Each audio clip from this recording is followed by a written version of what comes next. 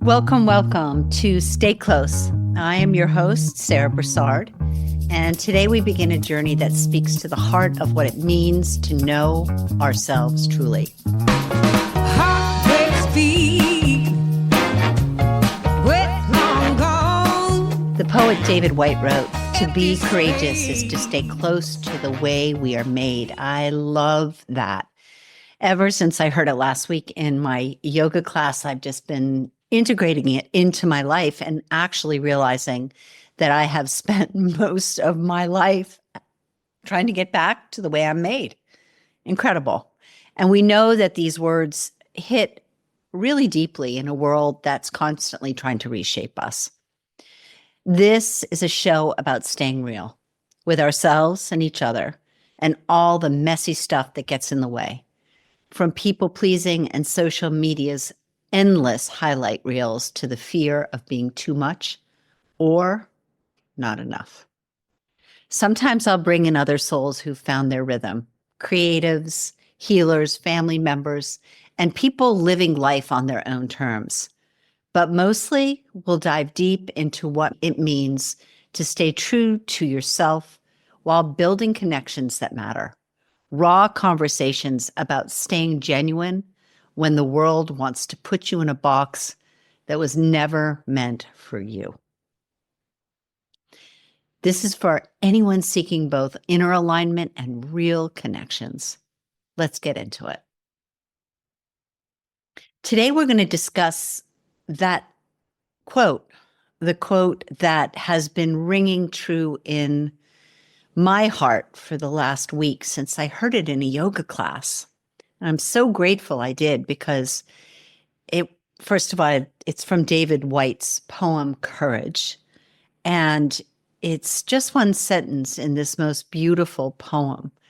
And I guess what really occurred to me when I heard it was this understanding that really I'm 65 years old. And for the better part of, I'd say 55 years, I have been trying to come back to that state, to the way I was made.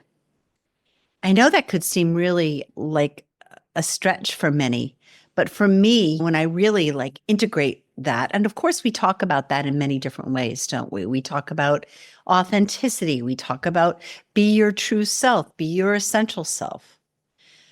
And I love those terms, and I've used those terms many times in my career, but somehow they've become kind of glitchy, and now they don't really hold the meaning that something like this does, close to the way you were made. And I think about that. I think about that organically, like, okay, who was I when I came into this world? And if you believe in source and spiritual concepts of coming in and picking your parents to deliver certain lessons to you so you can grow your soul's expression, then this would make sense to you. And why would we ever want to move away from the way we were made? So this is where we're going to go today. We're going to talk about this. What is the disconnection? When it happened, what happened? And really try to identify what pulls us from being that truth, from being the best version of ourselves that we can possibly be. So join me for that conversation. Here we are together, and I couldn't be more excited to do this with you. I think a really great place to start here is in this idea of understanding distance from our self with a capital S.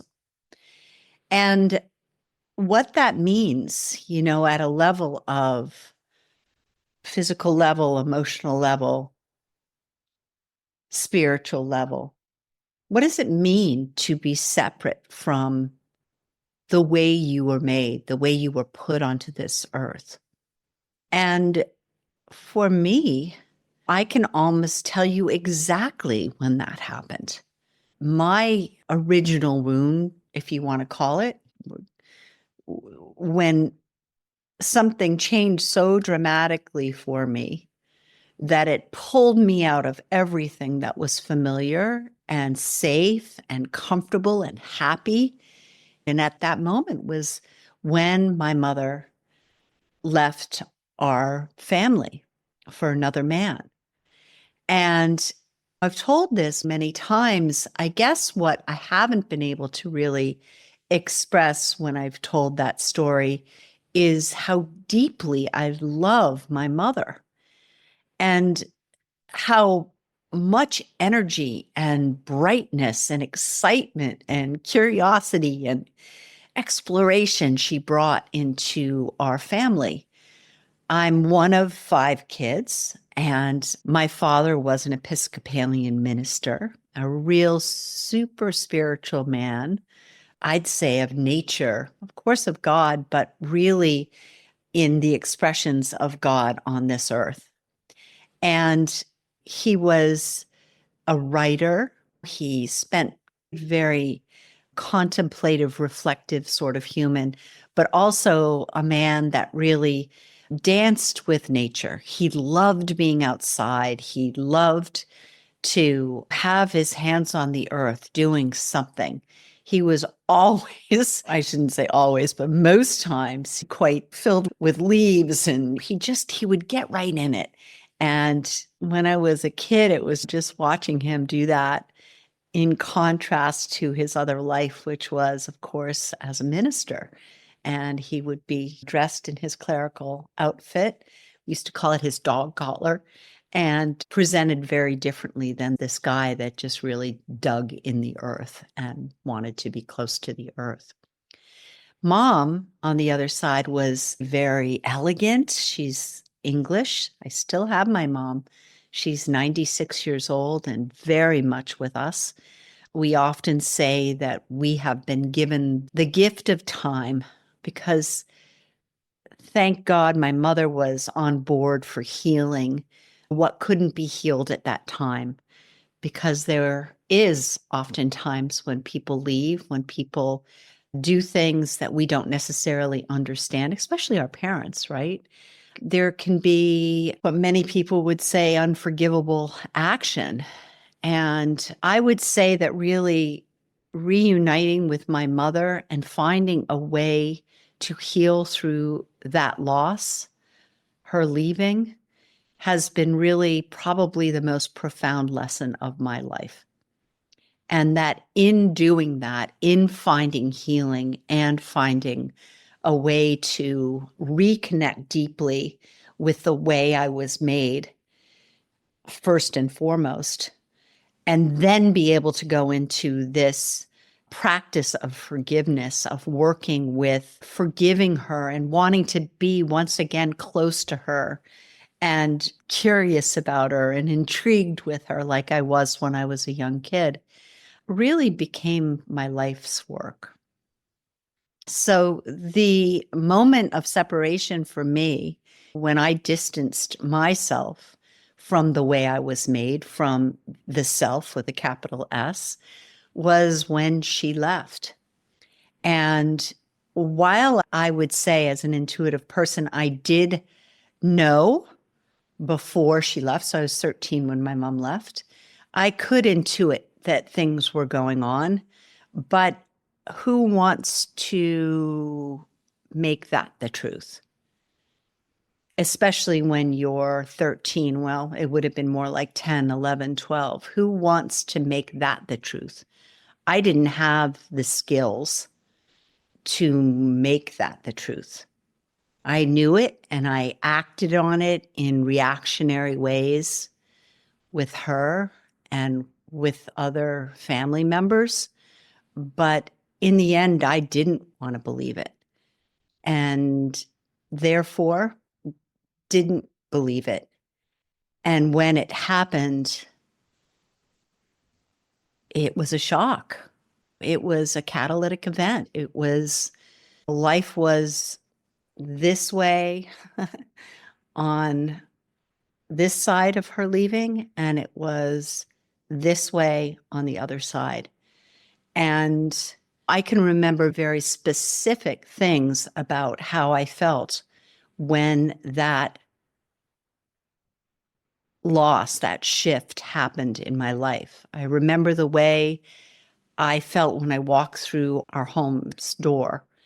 You know, that the energy in there felt very different. There was a void, that there was an absence, that there was a hole. Of course there was. She was gone. It's weird for me to say this, you know, and I oftentimes get very teary when I speak about this because it was such an extraordinarily sad energy that lived in that house in that moment. So in our home was my dad, my two younger brothers, were close in age, but younger than I am. And there was my sister, who was 10 years older. She was kind of left in this position of, as a woman, taking care of us, which was huge and daunting. And I just remember being there and trying to carry on, like trying to sit down for dinner and sit at a table. We always sat at a table to have our dinner. And she had put something together and wasn't being appreciated for what she had put together for us. And it just blew up. It just fell apart. It just crumbled. And nobody knew what to do with themselves. Everybody was lost. How the sun shined in the house at that moment. I remember that. I remember the color of the sky. And I remember that color now as I see the sunset. And there's moments where I am close to myself and close to my heart. And there can be a sadness when there's a reference to that kind of lighting on a particularly low day for me. So we talk about understanding when we have these events that shift us out of something that's very familiar, be it good, bad, or otherwise. That familiar, I think, is a really important word there. We know it. We know what it is. And then something happens that takes us out of that zone of safety and throws us into the unknown. I'm going to say that again, that it throws us into this unknown place. And what happens when that happens? So now we are in this place of really trying to navigate on our own, trying to find ways to survive, ways to feel safe. Very basic things happened for me, let me say. I didn't know what was going to happen to me. I was 13 years old. What did this loss mean to my life? I was just about to get my period for the first time. I was 13 years old. And like, what did that mean? Who was going to take care of me through that? My father? How embarrassing could that be? All these sort of little specific things that we forget about when these changes happen, or we stuff away because they're just too hard to remember.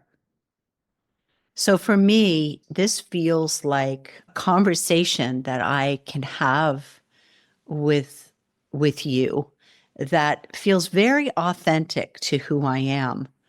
And I guess that the reason I am so excited to have this is that being on a track of learning like this for my life, a track that says, get me back to the way I was made, I see my life through that lens. I see the obstacles. I see the things that get in my way to getting there. And truthfully, those obstacles, most of them, I'd say maybe all of them, are inside of me. So this becomes a path of learning that really recognizes when we have strayed from a path that can heal us or a path that just possibly numbs us because we're not strong enough yet to really do it, or coping methods that just get us through. So we might still appear to be very capable and functioning, but there is sadness, there is exhaustion, there like the wheels on the bus, yeah, they could come off. They could come off. And sort of that looming threat of these wheels coming off can be just terrifying. And so, how do we get back on the path, the authentic path of learning that is actually going to take us beyond managing all this stuff to a place of true learning, true healing? That's a conversation that I'm really interested in. So, yeah, so the overriding theme of this podcast is really going to be all the things that get in our way, right? The triggers, the disconnection, the external pressures, the expectations, the loss of trusted friends, the career demands, the personal values, all this stuff that can get in our way. And recognizing them for what they are. So we have this understanding that things can happen at all different levels. But when we have an understanding of, like, let's simplify this. We're human beings, and let's say we have 4 elements: the physical, the emotional, the mental, and the spiritual. And when we can identify that within that realm of figuring things out, and like, what of those elements is screaming the loudest for the most attention? And rather than turning away from what's screaming the loudest, which honestly can be our tendency, we start turning towards them. So I want to tell you a little story about the 4 elements for me, because I think it's really important to highlight the concept that we are holistic beings, that we don't function in one element. Like, we don't just function in the physical body and not have it reference the mental, emotional or spiritual side of us. We think of it, let's just talk about when we don't feel well.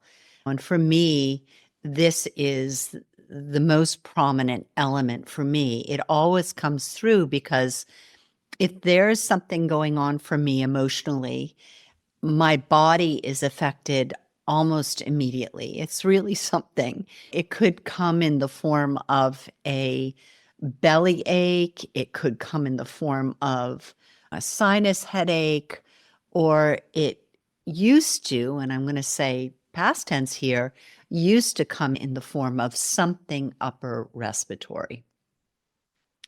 And it is through my years and years of experience through pranayama, so breathing techniques, controlled breathing techniques, that I did through my training of Kundalini yoga. And it actually has healed this. So my upper respiratory is no longer my weak link. These events, this understanding, like coming back to the way you are made, really depends on this connection, this orientation, this holistic way of viewing and experiencing your life through the physical, the emotional, the mental, and ultimately the spiritual. And so this is really where my awakening happened, right? Of course, there had been a lot of touchstones that I had from 13 to about 28 years old, and a lot of extraordinary good fortune is what I want to say. I had beautiful, kind people in my life. There were plenty of trips and falls. There were plenty of things that I did that right now kind of feel disgraceful, but I survived them. And I had people there to pick me up. I had mentors. I had people that loved me. I had a strong family. There were a lot of things that went on that were really tough lessons and ultimately were exhausting lessons. But I would just say that there is a part of me that just always felt like someone was looking out for me. And I'm just super grateful for that. But back to it. So, what happened was I had gone on this weekend where my husband and I were doing mountain biking and we were doing a lot of partying. We had a group of friends up there. We were out in the rain, mountain biking. And at the end of the weekend, and I knew it. I mean, so there were late nights and there was a lot of partying, as I said, but we'd still go out the next day. And one of those days, it was just torrential rain. I wasn't feeling great at all. And then, of course, by Sunday, I was really down and out. Well, that led to a bout with bronchial pneumonia. And at that time, I had one of our two children, and I was in bed for almost 2 weeks. And I don't know if any of you have experienced bronchial pneumonia or bronchitis or anything that affects your lungs, but boy, when you can't breathe, things really catch your attention. I really struggled. I was really struggling to breathe. And of course, at that time, I had a business. I was a young business owner. I opened a business when I was 21 years old. And I had a child, my son Eric, and my husband, thank God, a really strong and supportive husband. But all of it just was a load on my back because I couldn't get out of bed. I had no ability to get out of bed and to do anything. And after that bout of being so sick and so scared, I was terrified. I was terrified something was going to happen to me and take me away from my family and ultimately not allow me to do this life that I so desperately wanted to do. And so there again was an event. I call it a healing event because I was talking to my husband about it the other day, and it was like I was going on a certain track, and at that point, I took a right turn. It was like things that we'd done, ways we had been, I just took a right turn. And what that means for me and what we did is I put myself in therapy. I started to interact with communities of people that were very much healers and luminaries. I looked at our diet and adopted a whole nother way of eating that wasn't typical of how I was brought up. I studied ways that I dealt with stress and my family dealt with stress and wanted to do something different, which is ultimately what I did. And it took me on a path that felt so aligned with this beautiful saying that we keep saying in this. You're going to hear it a lot through the podcast because we're going to come back to it. And basically, that is coming back to the way you were made, staying close to that, staying close. And how do we stay close? And I say that again because it's hard to put into words what that kind of alignment means. Like, I'd love you to just visualize something right now. Don't close your eyes if you're driving, but just visualize in your mind's eye, ultimately your third eye, that energetic center or your heart. Let's go with the heart, where possibly recently there's been something, or maybe long ago, that you walked away from just going, gosh, that made me feel so good.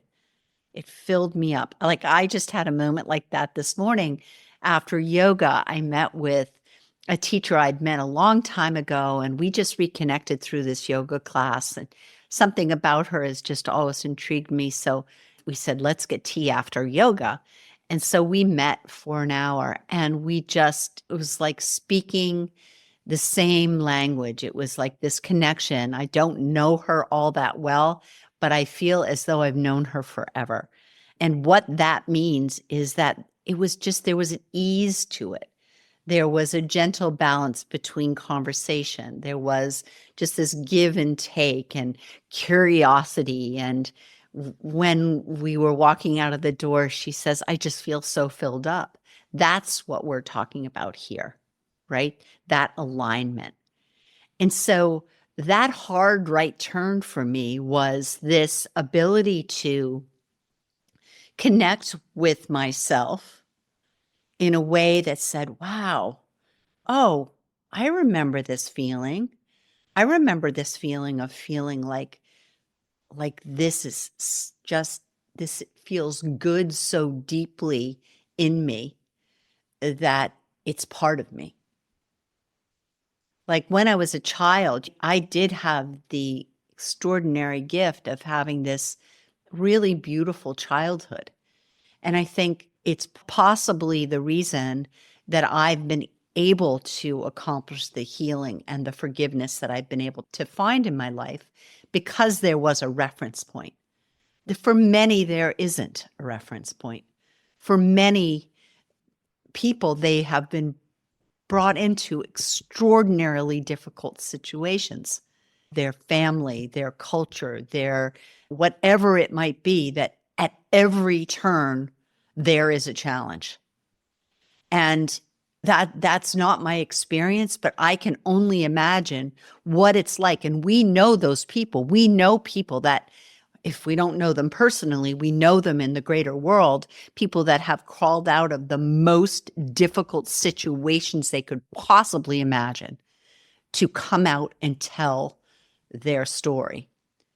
And I think wherever we are in that, we have an obligation when we come out of that place where everything changes, like all our safety is blown up and everything looks different. But for some reason, somehow, some way, we find a mentor, we find a community, we find a practice, whatever it might be, we find it, and that we follow the crumbs or the thread, whatever your brain wants to do in that imagery, that we follow it. And it's not necessarily in huge leaps and bounds. It wasn't for me. It was just following what it felt like, what felt really true to me, whether it was a person or it was an event or it was a therapy session with this beloved therapist that came to my life at the most perfect time. Whatever it might be, that yoga teacher, that podcast, or whatever it is that is aligned for you somehow, some way, and it feels real to your experience. That's what we're looking for. It's nothing outside us. It's inside us. This is why I wrote the book I wrote, which is called Inside, the Guide to the Resources Within. Aren't we trained to think that everything is out there, right? And in many cases it is. I mean, yes, I've just named many things that were there for me to help me along that crumb path. But I wouldn't have known that those were the things that really resonated, really had potential to heal me, unless I had been able to really come inside and notice what it felt like to be aligned, right? Maybe that word isn't the right word. Maybe that's too out there. Let's try another word and let's see if we can really capture what it is, what it feels to be you, right? Like you are in that moment completely, or that person sees you, hears you, recognizes you as you, not as something you're trying to be, but as you. And that feels so affirming that you remember it. It's not a fleeting moment. It's something you hold and you will always hold. And once you have that remembrance, you have the ability to return. Yeah. So These are the kinds of things that we are going to discuss in this podcast, because these are the things that I see as some of the most important conversations that we can have. We're going to talk a lot about what it feels like to veer off that path, and how, truthfully, veering off the path is a very natural thing to do, right? I mean, we're human beings, we're lesson learners. And if you're anything like me, I need to stub my toe a few times before I go, oh, yeah, well, maybe I should take this route instead of this. I need to be reminded that instead of looking at the obstacles, look for the openings. I need to be reminded that conversations that don't support me in my head, I call it dirty pain. This is a really interesting concept that I learned through a coaching certification program. You know, that when we take a situation and build stories around it that grow and hurt us more, that training our brain back to this moment is the most valuable thing we can do. I need to be reminded about that. So we're going to talk about these things. Talk about the fact that we can actually find the courage to come back to ourselves in a way that feels so true to who we are that we want to stay there. We want to do things that feel like they really are who we are, not somebody else. And next time, I think what I'll do is I'll get into that conversation about what it was like to veer from my path, to move away from the way I was made, and why I did that, why I felt I had to move away from the way I was made. That's for next time. But for now, I just want to thank you for being here. Thanks for sharing this conversation about how we are meant to return to the way we were made. And that, in fact, it is the most courageous thing we can possibly do with our life. Thank you for being here. Stay close. The sensual toe tapping up your street.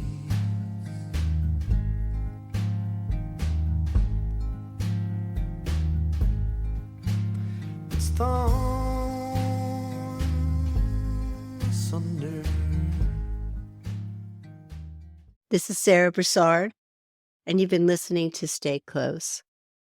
If you've enjoyed this episode, please subscribe wherever you get your podcasts, and consider sharing it with someone who might need to hear this message.